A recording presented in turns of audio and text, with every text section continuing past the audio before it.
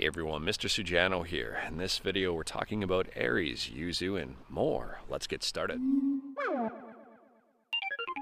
Alright, to kick things off, yes, I'm camping again, and check out this view. So we'll start out by talking about multi-system emulator Aries, and Aries 133 has just released, and in my opinion this is a pretty big release.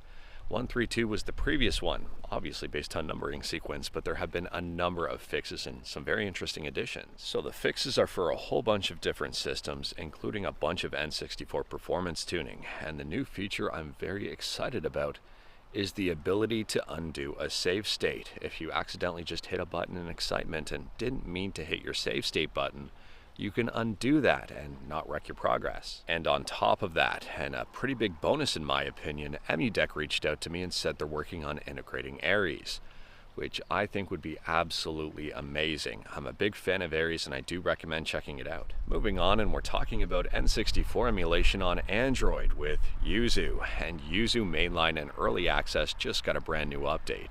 It rebases with the upstream Yuzu, which is Yuzu on PC.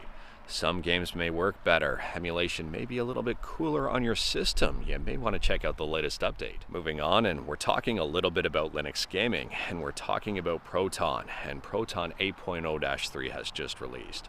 This one introduces a number of bug fixes, Battle.net fixes, EA Connect, Ubisoft Connect, and EA Launcher fixes.